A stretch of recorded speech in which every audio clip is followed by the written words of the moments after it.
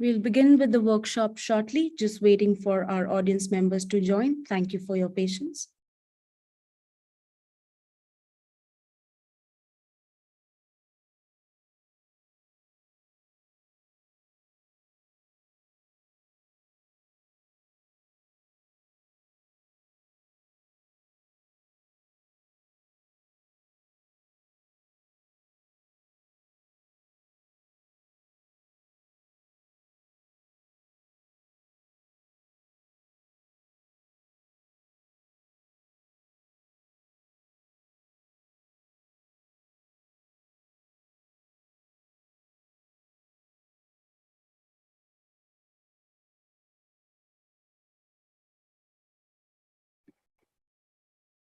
Hello, everyone. My name is Natalia Wilson, and I welcome you all to KiwiTech's 808 workshop for startups and entrepreneurs to help them navigate the challenges of starting a business, making it sustainable, and taking it to the next level.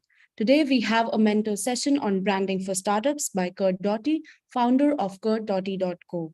With that, I'd like to invite Curt to introduce himself and begin with his session on branding for startups. Over to you, Curt.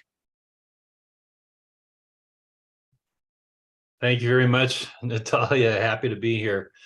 So just a small introduction to myself. I have been in the branding world for over 30 years, primarily in entertainment, films and movies, and television.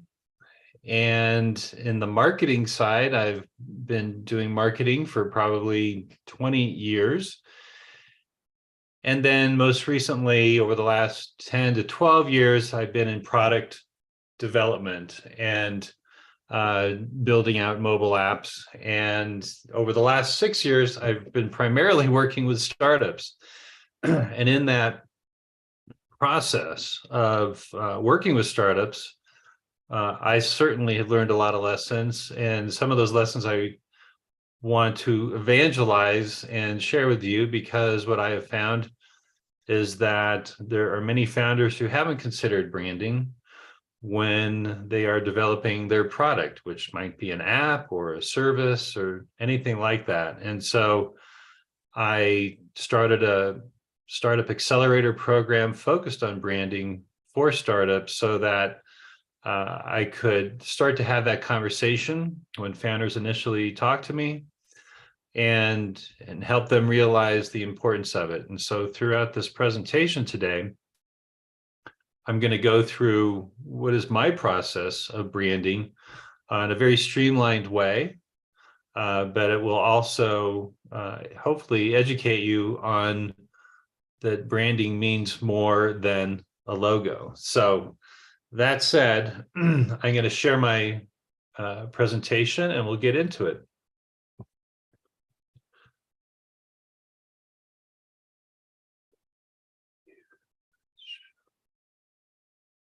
Okay, here's our title slide. You can see the categories that my consultancy is focusing on is branding, marketing, product design. And so this is a very important slide. And when I talk about having my own practice or my own view or process as it relates to branding, we call it a brand first methodology. And that means understanding, developing a brand strategy that ends with a creative expression. And though our process is holistic, it unifies a number of areas or aspects of stories that I've helped global companies figure out their brand. And so it starts by developing the corporate identity from the core values and developing it outwards through all of its potential expressions. And there's many touch points these days for a brand. It goes beyond a website or a TV spot or a magazine ad. It's a lot more. But this little chart on the right that we're building here, it supports this notion of why we start with the brand first, because brand is really the vision of your company. Brand helps you organize your company. Brand helps you define your product, so brand as product. Customer service is a reflection of your brand. So these are all things intersecting with brand. Brand is identity. What is your logo? What are your colors? What is the look and feel of your brand? And then brand is personality. You can add a lot of personality once you get into some of the more dynamic expressions of a brand, such as in television, animation, video. And then brand is communication. It's important to speak about what the brand is with words, and we're going to get into that. And then lastly, brand is user experience. Many startups are creating a service that lives on a website and or a mobile app, and that user experience is very much part of the success of a brand, the downfall of a brand, and is that customer experience, that customer experience. So brand as user experience is a very important point. Now, in developing a brand and considering all these aspects of now what a brand is, it has to go through these filters. Is it ownable? Is it supportable? Is it defendable? Is it extendable? Is it scalable? So if it's ownable, this gets into trademark issues. Are you using a mark that you bought in stock imagery or Shutterstock or something? Can you actually use that as your corporate logo? And can anybody else use it? Very important question. Is the brand that you're creating, is it supportable? Meaning, can you back up what you're saying? And also be able to defend any of these statements that you're making with your vision, mission, and position. Is the brand extendable? Well, what does that mean? Well, product development. Okay, you may launch with one thing, but then may evolve it to another product set. And so ideally, you want to have a brand that is extendable, so it's recognized as a subproduct of the mothership brand, and then it all feels cohesive and part of the same family. And is it scalable? Is your brand with an array of products that might be rolled out over time? Can you scale your operation to support this new product development and the new brands that you're launching? So these are all important things to consider. Now, having said that, I think it's time for our first poll, because I want to ask is if there's any founders here who designed your logo. When we say branding is more than a logo, it's all these other things. So who's designing your logo? So it'd be great to find out in this live poll what some of those answers are, or where it's weighted. I always find this interesting. And so we're going to get to 30, and then we're going to talk about the results here. And I've listed here these options, and there's obviously more options than this: agency, graphic designer, family member, student, or other. But generally, it's expensive to go out to an agency. And when you're in startup mode, you're in bootstrap mode, you don't necessarily have money or have budgeted for branding. And so then you look for cheaper solutions, and that may be contracting with just a single graphic designer.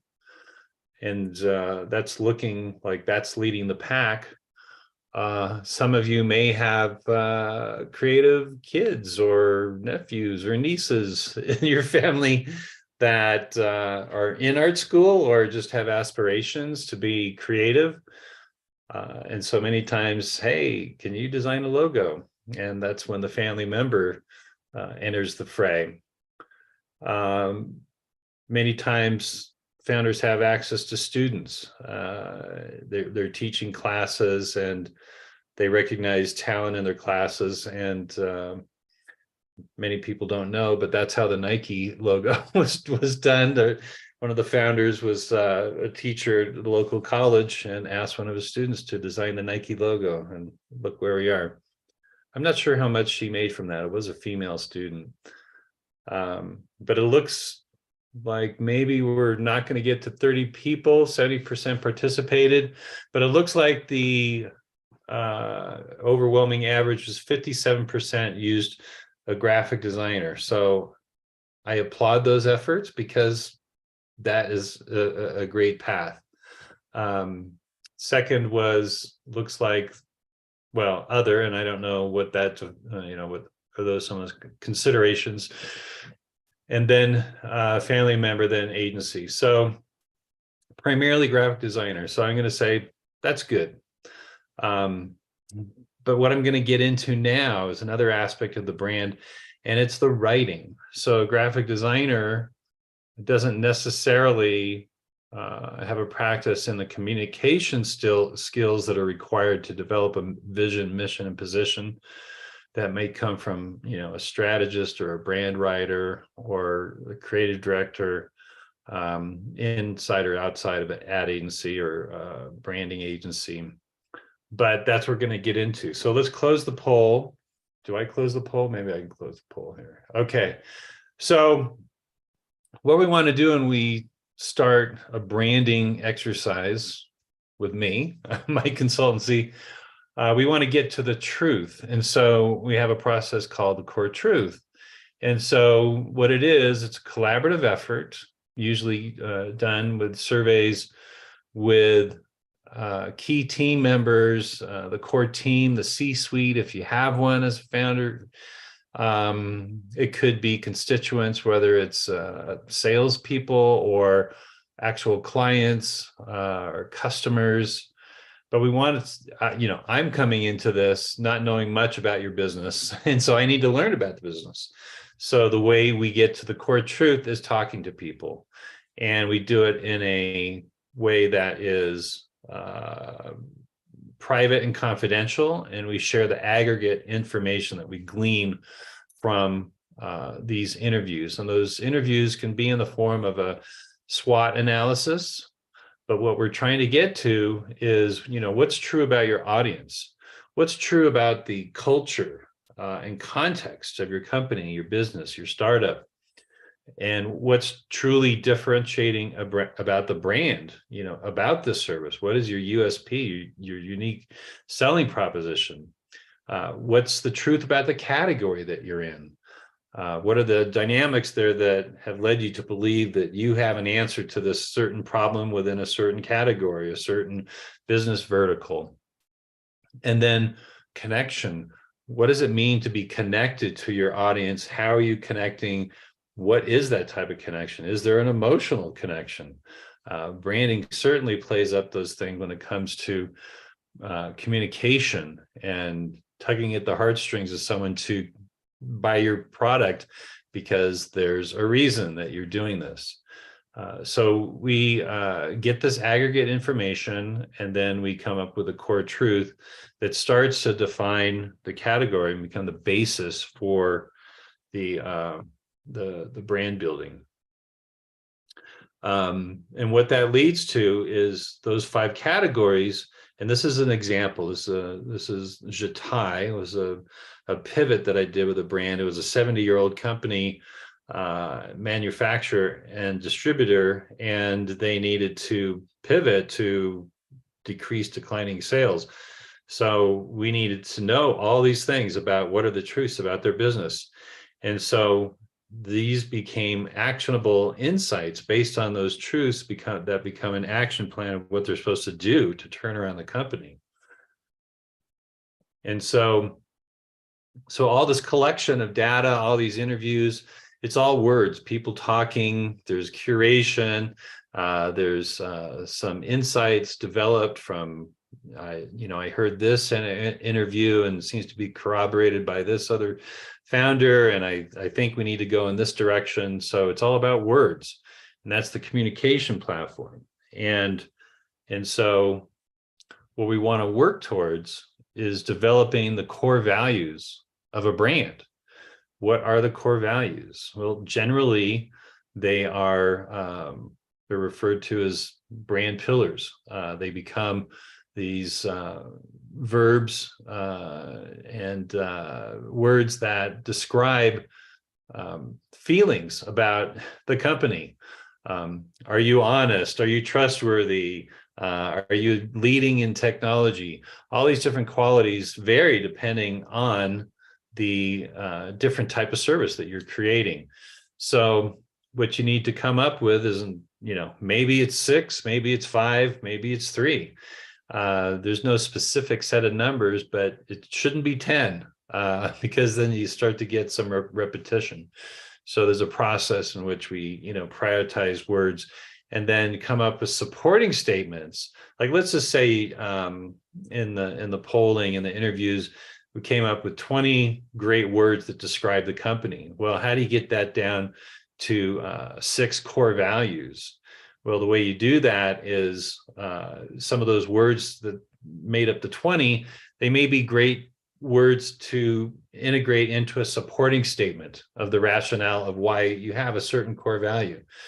So there's a way to get all those insights and all those great words into what will be a communication platform, because at the end of the day, anything that you write about or say about the company needs to include the core values as words, as key words. So not only would they be used in search, but they help support and help people understand that how you're talking about the brand, the service, or the app incorporates the core values of the company. And then there's no disconnect when something goes wrong, and sometimes things go wrong and brands don't live up to their core values, and usually that's a communication problem handled maybe by a chief communications officer if you have one, but startups usually don't. So as an example, this is the Jatai set of core values that we came up with based on those discussions. So they're a modern company. They are reliable. They're a leader in their industry because they do international distribution. They're a world-class organization. They have a 70-year heritage, and they have high integrity. They're highly trustworthy. So you can see a lot of these key words from the core values are also in the supporting statements. And this becomes a communication platform, which becomes the boilerplate of how people speak about the brand. You develop the words. We give people the words so they don't have to hem and haw and scratch their head and trying to describe what it is that they do. Everyone in the organization needs to know their core values, the communication platform, and then most importantly, the VMP, which is the vision, mission, and position. So we're going to take a pause and actually go to the next poll, if we could bring that up. And that question is, what is the length of your elevator speech?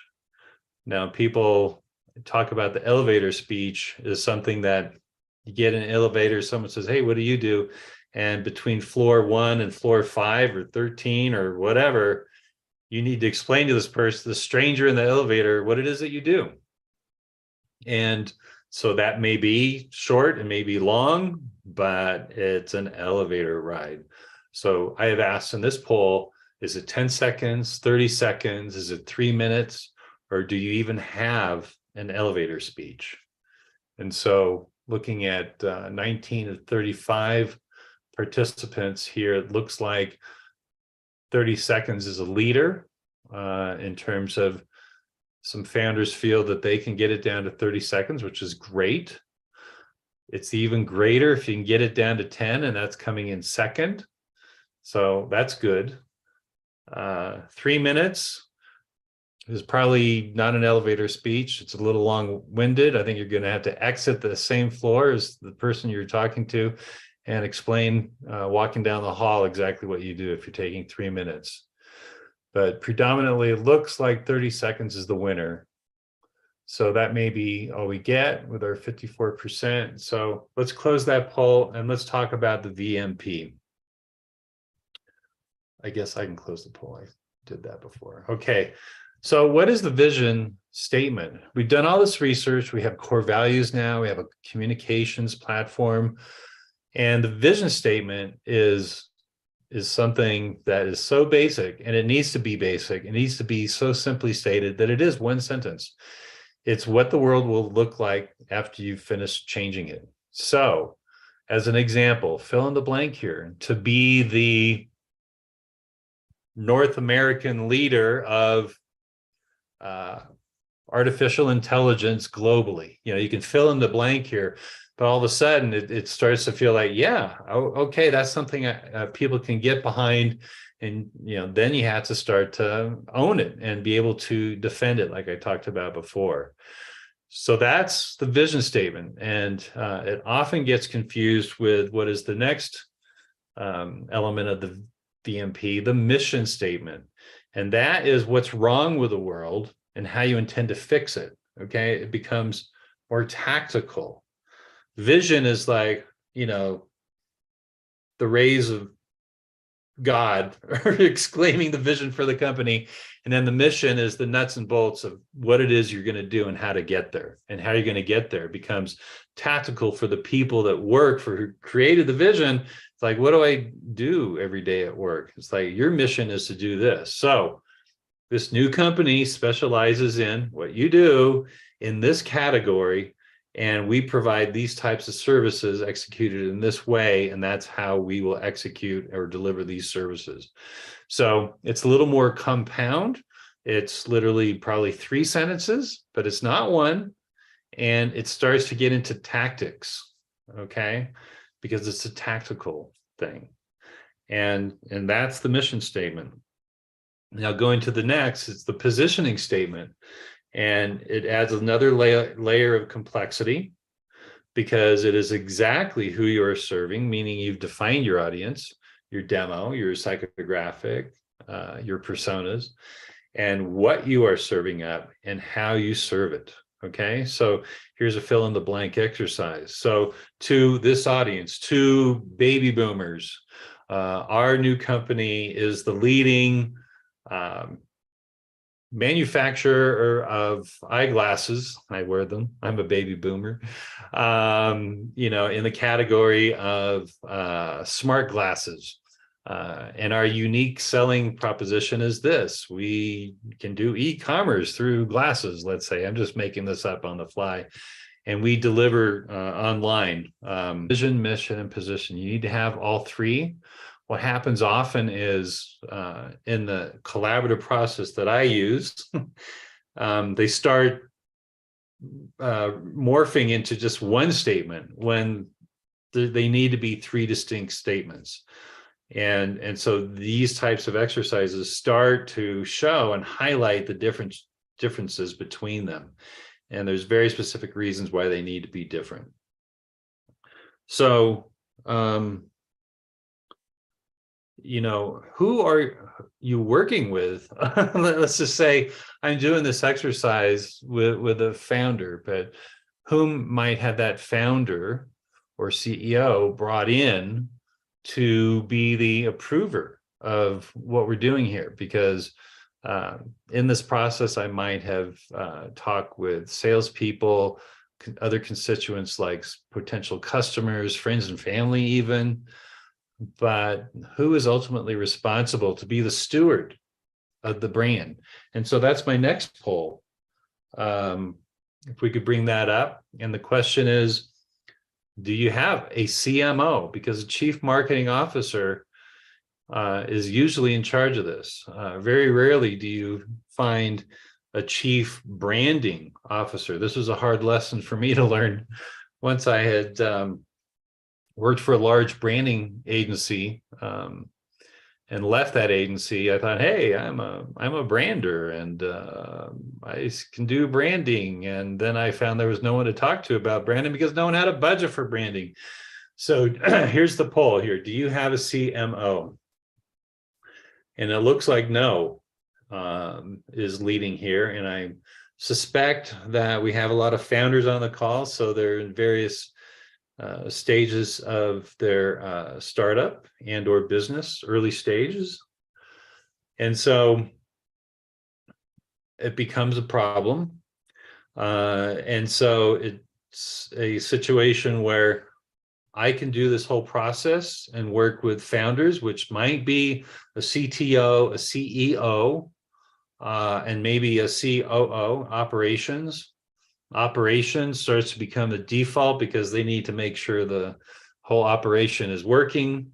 That might include marketing in these early stages.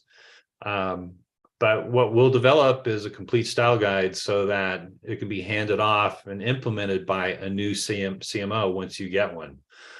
Because branding leads into marketing. The CMO is responsible for marketing, but they need to know, what does the brand stand for? So I will work with the leaders of the organization, with whatever leadership they have at the time when I'm engaged with them, and we'll make it work.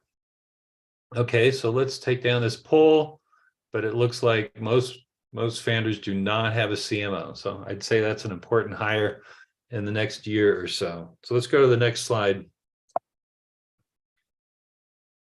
There we go. Okay, so once you have this vision, mission, and position, and your communication, your core values, you can then develop what we call the narrative. Okay, what is the narrative around the company? It can be any of those supporting statements. You will have identified various targeted groups. Again, this is an example with Jatai. They were working with hairstylists and barber schools and beauty schools, and both men and women, and you each had to speak to those different constituents in different ways.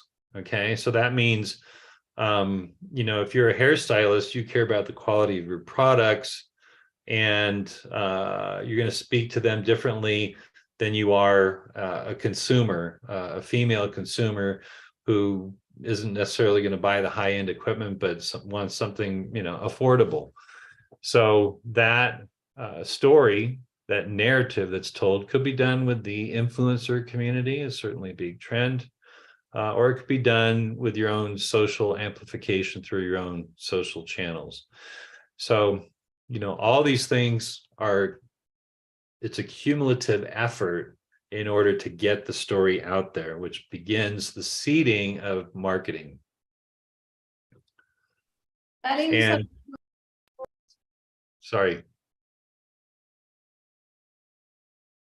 did this, who wanted to speak there? No, I think that was a glitch. Someone's mic just went. Sorry for that. Okay, no problem.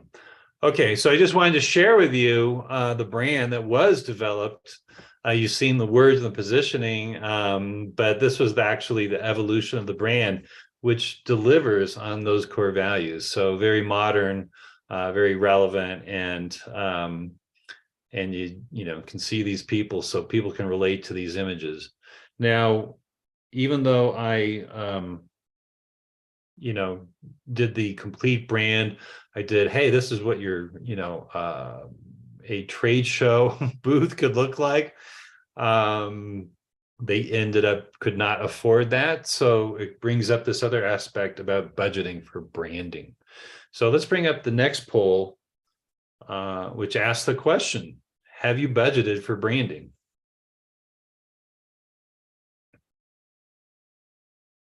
And let's see what happens here.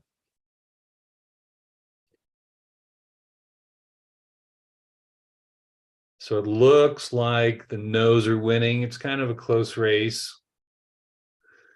And then, of course, there's yes and no. And then the other answer is we have a logo. Okay, great. You have a logo. There's other aspects besides the logo that you need to budget for.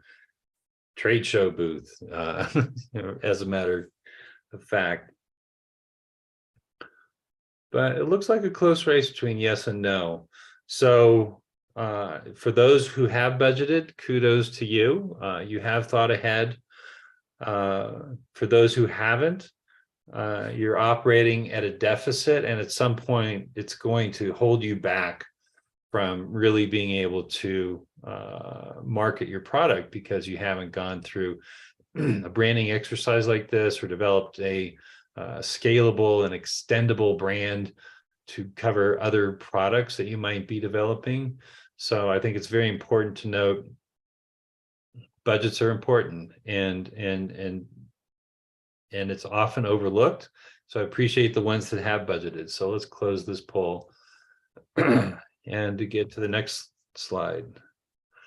So is there a concept behind your logo? Some people said that they have a logo. Fantastic. And it looks like those who do have a logo, maybe it was created by a graphic designer. Fantastic. So I'm going to share with you why it's important to have a concept behind your logo. Go forward here. So I did 2 logos within the last 18 months. This is one of them for a startup, fintech startup company called Legacy Concierge. And it does have a concept. Using a compass as a metaphor that encapsulates this empathetic portrayal of people locking arms in support of the company's vision of financial guidance during the grief and loss of a loved one. So the whole idea of metaphor of a compass was important. But then this human aspect symbolized through the coming together and or protecting in a gesture, incorporating that into the icon was very important. And we eventually did get this logo trademark, so it became ownable because of the strange combination of things, because no one had that concept before, no one had that service before. So we were in a territory that was ownable and trademarkable, and that's important. And so this is an example of how once you get that icon, how can that icon help in designing a system of solutions for more product development, more services, and start to show ownership of the mothership brand of these other services and build in that recognition when people see Locket. Well, Legacy Concierge isn't in that name at all, but we've used the elements from the brand, the house fonts, the color, and the icon is replacing the O. So that was a clever way to say, hey, if you're going to develop any products, new names, make sure there's an O in it, because we can drop the icon in there to replace the O. And then all of a sudden, the logo type becomes this new logo because it incorporates the icon, which is trademarked, which makes the new name more easily trademarked because you've already used a trademarked icon in the name, in the logo type, in the word mark. Okay. So this is an example of a very limited palette, with just this blue and white. I think there's 2 blues, but primarily 1 blue. And it ends up being a very strong and recognizable brand and easily to extend with this whole idea of integrating the icon into whatever new naming convention. Now, I'm going to show samples from the style guide. I deliver a major style guide at the end of every project, and these are excerpts. So here we're just talking about the colors. I talked about 2 blues, and then the use of black, medium gray, and white, and this limiting of the palette makes for a stronger brand, because we're really focusing down on how the brand looks and behaves. In terms of house fonts, this one happens to be Avenir, one of my favorite fonts. It's a very contemporary sans serif font, but it's a family, so you can have bold and light and condensed versions, and that's used pervasively throughout any communication, and it helps hang the brand together. Now, I show these imagery montages because what happens is everyone's using stock photography these days. So anyone can use the same stock photo, you put it up on your website, as a clean photo, and your competitor could use the same photo. So what can you do differently to express the brand, the sentiment, the emotion, and go beyond the photo? So I do these montages that support what I call a creative platform. What is a creative platform? We talked about a communications platform. That's just the words. A creative platform can take the logo and the identity, break it apart, reassemble it in a creative expression that becomes a backdrop for the brand. It could become the cover of a brochure. It can be the main panel on a website. It can be the cover of your folder for your sales kit. And it all ladders up to the brand, because guess what? The icon's repeated there a few times. This whole compass element is broken out from the icon and is used as a way to focus in on certain action within a photograph, or capture a certain emotion, or highlight certain picture in a clever way that's branded. These are all branded moments. And so the idea of a creative platform is very much a part of the corporate identity. And that can be reflected in how you do your social media and the use of photography. If I just use the single shots of this stock imagery, your competitor could use the same shots. So then who owns what? It just creates this wasteland of a wasted photo. But if you can layer on and synthesize your brand into a look that has a creative platform that's immediately recognizable, it's like, oh yeah, that's a Legacy Concierge post, because they use that cool compass thing to highlight the action.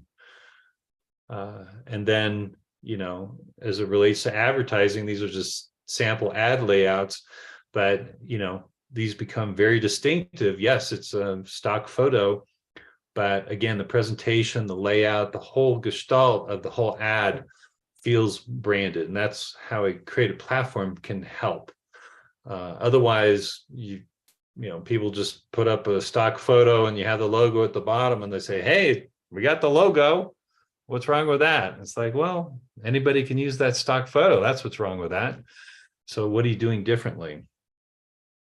Now let's go on to the website. So all this stuff also supports the website, because you can have montages and certainly curate photographs that support the brand.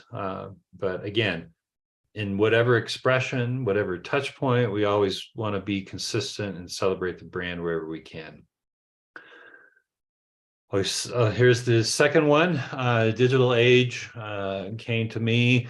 They had a name that sounded 30 years old. How do you make it contemporary? So I came up with an icon that combined the D and A into one word, the D of digital and the A of age, because it needed to be one word, and created this symbol, a powerful icon that has 3 interlocking sections, and they symbolize technology, content, and community coming together in the form of a new social media platform. So we expanded the palette out to be a little more primary and bold and electric feeling, which is important. And it gave us a few more options, actually, when doing product development. And some of that product development is here. So using the house font, using these primary colors, playing with that icon, breaking it apart and making new words. You can see in the Ad Center logo, we use the A and the D. The A is just the D without the ascender, and created what is an ad icon that would appear on ads on the platform. So again, being clever with the shapes that were developed, that were given, and then celebrating that color palette in many different ways, so they can all ladder up to the brand, the mothership brand of Digital Age. Now, in terms of corporate identity, yes, I'm guilty. I love the Avenir font. I use it again for this brand. I did 10 other brands in the interim that didn't use this font, but it was so perfect for this because of the modern aspect. And then here we have the colors specced out, and at the early stages, we really didn't have a product to show, so we went with an illustrated look and had fun with it. And the primary colors, made some very great bold statements that were very colorful that got noticed, and then got reflected in the website.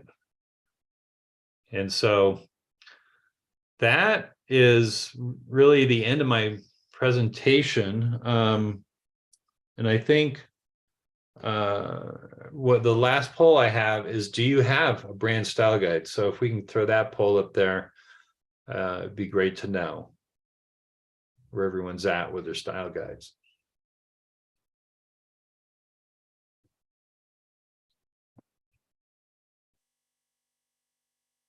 The no's are leading.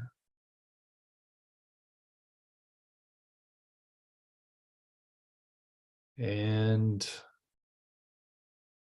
some of you do, some of you have it, but some of you don't. Most of you don't. And even those who don't, they don't even have a logo, a JPEG of the logo. So that's a problem. So yeah, this is probably 55% polling. The no's have it. So hopefully I've shown in this presentation the importance of a style guide and how you can maintain a strong brand as you do further product development, create new logos, new marketing materials. Again, branding leads into marketing. If you don't have a strong brand, it's going to be difficult to do marketing that hangs together and looks consistent across all the various touch points, the various channels, all the social channels. And so you're kind of handcuffing yourself going into marketing without having a strong brand represented by a style guide, a brand guide that is also inclusive of the communication platform. How do you talk about the brand? How do you speak about the brand? But then how it's manifested visually through a creative platform, the corporate identity, the business card, the sign on the building. All these things are considerations. So when you have that strong brand to start, for those who have budgeted for that, kudos to you. You're going to have a better time in marketing than those who haven't. Because when you get to marketing, it'll be, well, what do our ads look like? If you hire an ad agency, the first thing they're going to ask for is, well, do you have a style guide? Or where's your logo? Or do you have a house font? Do you have the colors specced out? Because without those, if they don't ask for those, then you've picked the wrong ad agency. If they proceed without a brand style guide, then you're going to be working out branding as you're developing the marketing, which by the time you get to marketing, it's a little different message and very focused on certain constituents and creative that supports that. And that's a whole nother creative challenge. And you don't want to be bogged down by tackling branding issues that are canceling out or affecting what might be great advertising ideas, but because they don't have the right branding, it might, end up on the editing room floor because of this confusion, this brand confusion that happens once you get into marketing. So again, the smarter you are up front, it streamlines the process downstream and helps eliminate churn and kind of respects your ad agency or your marketing agency or your CMO or your internal marketers. You may have a brand manager who's tasked with, oh, I have to now market this on social in 3 days and I don't have a brand style guide. What do I do? You're not going to be able to hit the ground running at a time when you may need to hit the ground running. So I'd be happy to take any questions that might have come up. We have a few thought starters here, but hopefully there are some questions I can answer.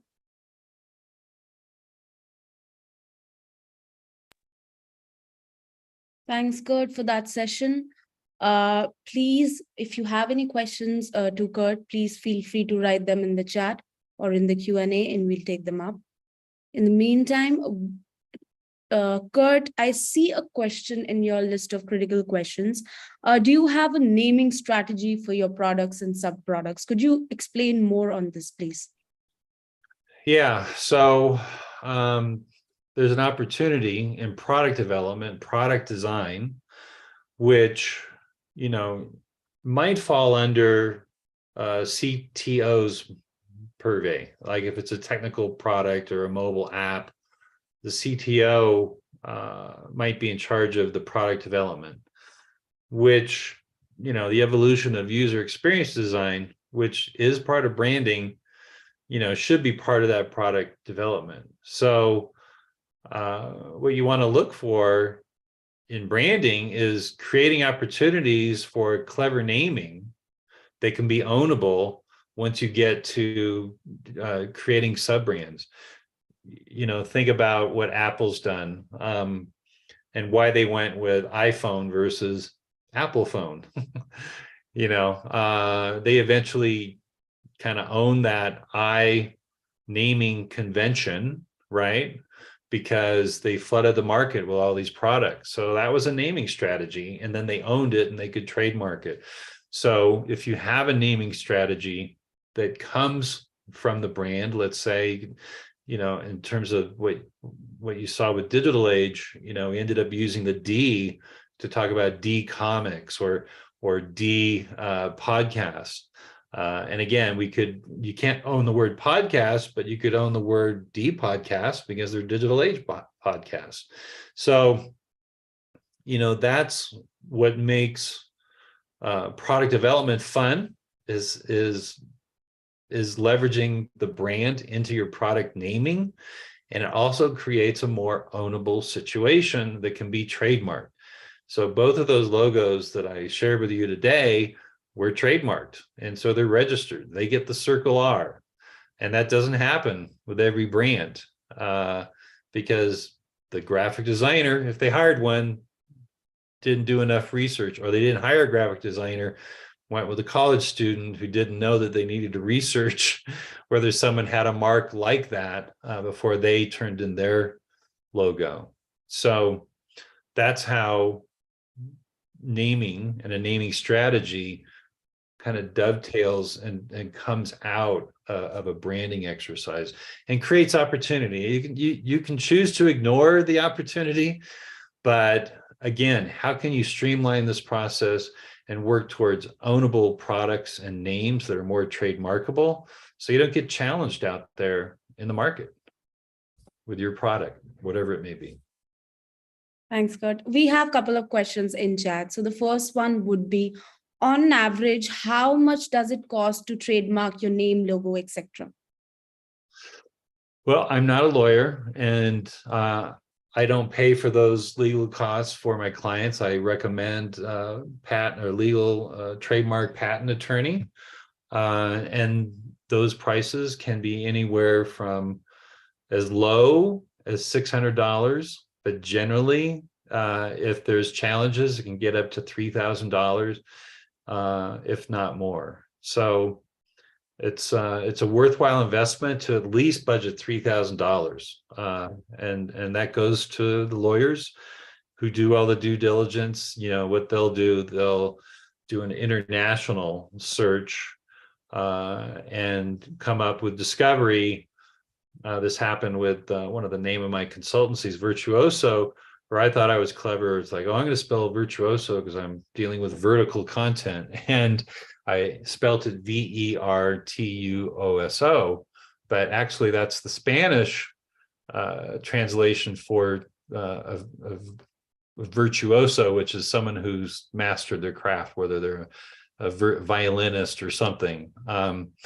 And so in South America, there was a travel travel agency that had the name Virtuoso because they used the Spanish spelling of it because they were a Latin American country.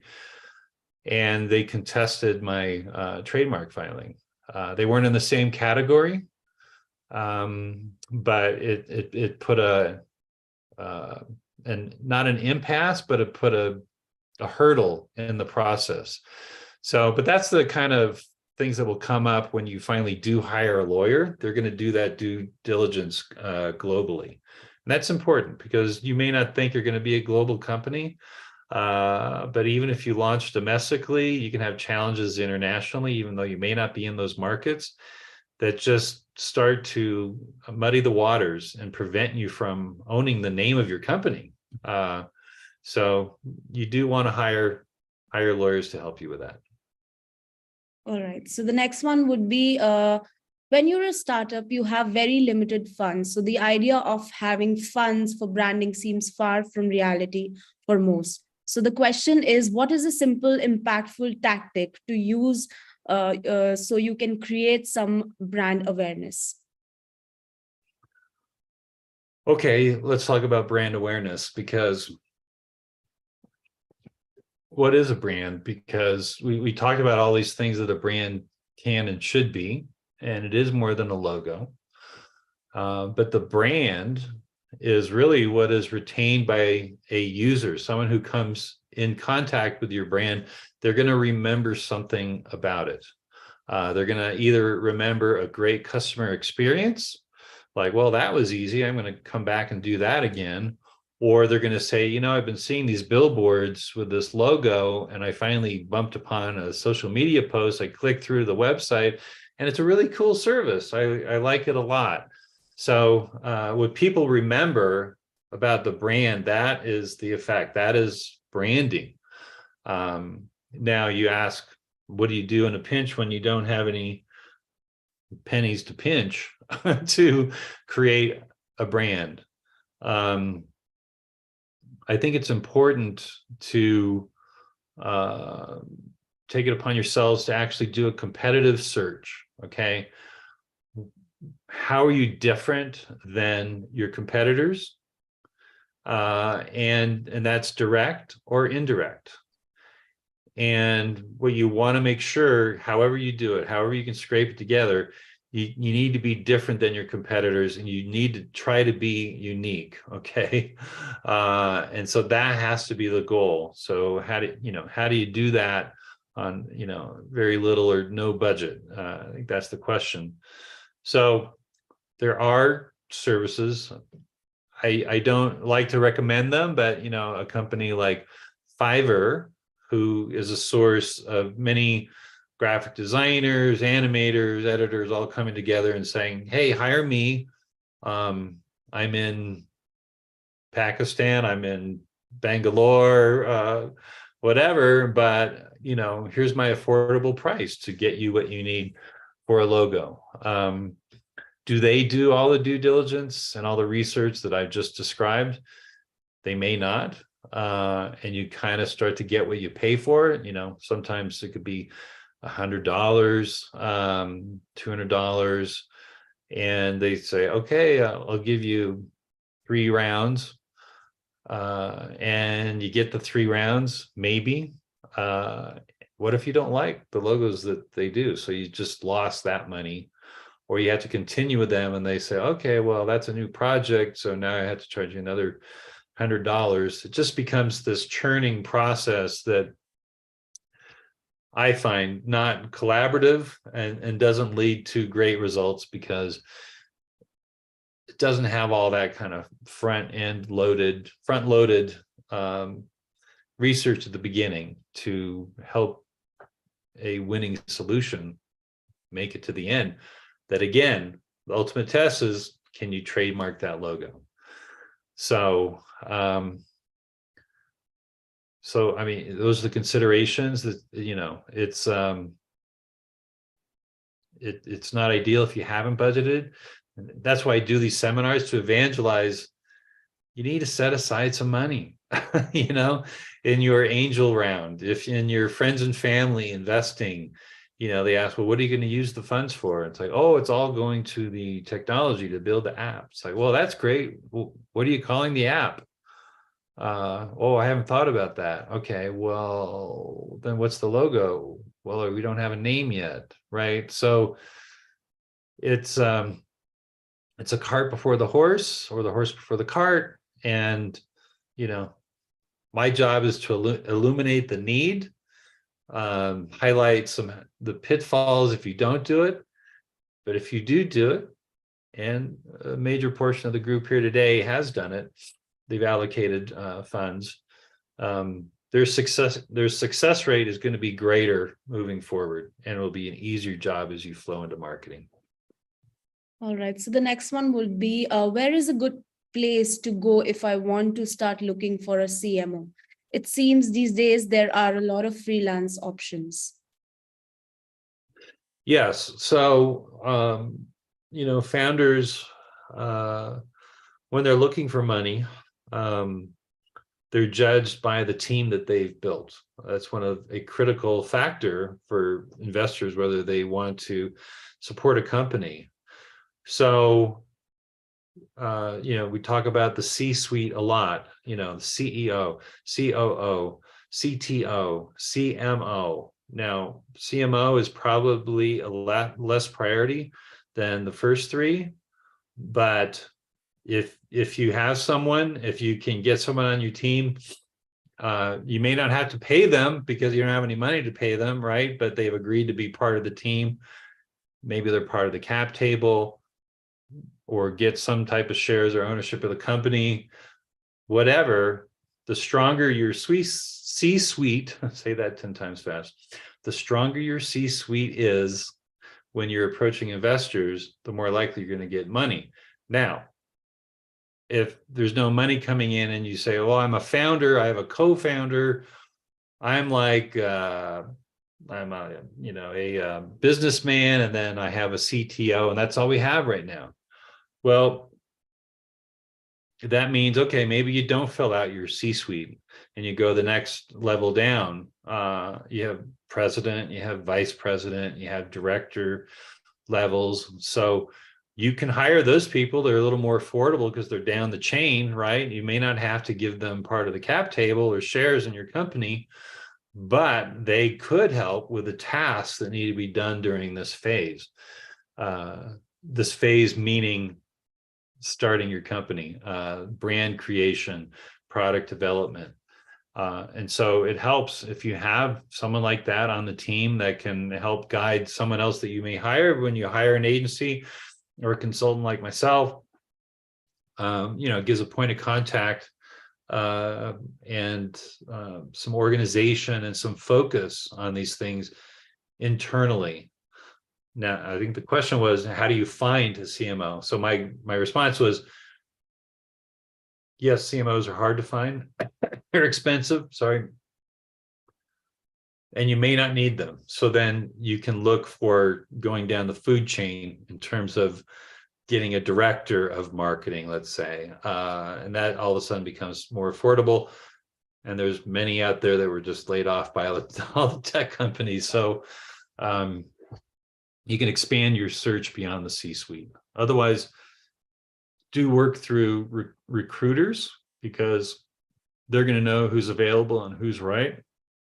So I think agencies that recruit executives, and executives don't have to be always C-suite. They could be presidents and vice presidents. Recruiters will have their stable of people that they know are available and might be perfect for your company. All right. And then we have time for our last question. So someone in this chat says, if you can share your vision so people can understand it better, how can you create a community that cultivates clients' interests? Assuming hard to answer. Okay, yeah. So I mentioned in developing the core truths, I talked about interviewing different constituents. So I always ask, it's like, hey, do you have some clients that I could talk to, some key clients, or key clients that know of the service you're about to launch and are interested? Maybe they're investors, but they could also be clients. So I encourage talking to clients to understand what they're looking for, because ultimately they're going to be a persona in your marketing plan targeting, well, we need to talk to heads of marketing at certain types of companies because they need to buy our product, or a head of sales. So yeah, I encourage to extend that SWOT analysis with potential clients or customers. All right, and it's time to wrap. Curt, thank you so much for that insightful presentation for sure. And thank you everybody for joining us today. Okay, thank you. Thank you, Curt. And with that, like I said, I would really like to thank our mentor, Curt, and guests for joining us today. And we will be back soon with more workshops. Also, part of workshop, we have upcoming events, as you can see on your screen. You can check out our KiwiTech website for the same. Do join us, and we would love to host you on those events as well. Thank you, and have a great day ahead. Thank you.